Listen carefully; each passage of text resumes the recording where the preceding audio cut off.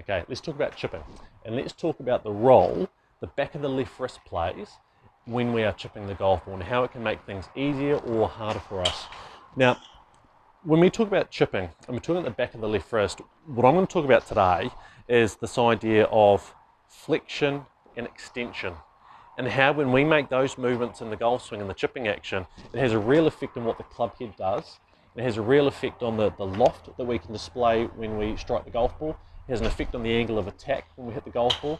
And it will also have an effect on how consistently we can get the low point of our swing arc slightly past the golf ball, which is exactly what it should be with a nice chip shot.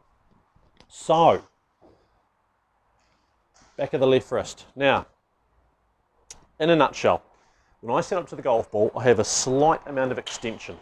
So I have a little bit of cupping at the back of the left wrist. Now, for me to make my chipping action as simple as I possibly can, on my backswing, I'm going to try and maintain that little bit of cupping and then swing through and try and maintain it there as well.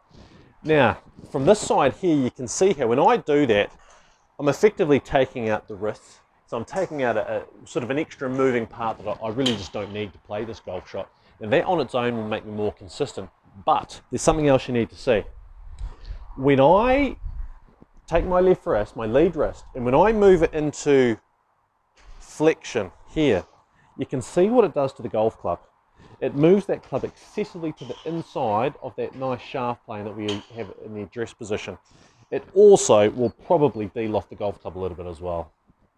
So, if we imagine when I set up to the ball, if I had a line running through the shaft of the club, and this is just like we're doing a full swing, ideally, the club head and the shaft would run up that line. So ideally it would be going back this way. If I go that way, you can see what happens. I'm going to have awful difficulty trying to get that club consistently on the back of the ball. So I'm going to advocate, if you want to improve your short chip shots, work on the idea that the back of the left wrist, the angle that you've established at address, will be the same on the way back, it'll be the same at impact, it'll be the same past the ball. So, look, something along those lines. Now, when you're working on this, when you're really working hard on, I'm trying to take the wrist out of it for these short shots, what you're going to find is that the only way you can move that club is by swinging the arms and turning the torso. So if you like, we create all the movement of the club head with the turning of the body and the swinging of the arms, rather than doing it all with the wrist.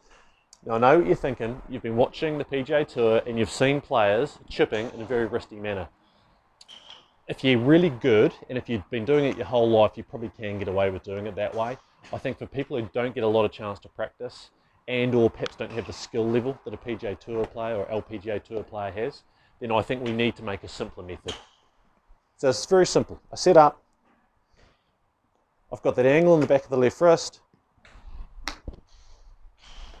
and the ball just pops up really nicely. I think if you ever play around with that, you'll find you can get some nice improvement going.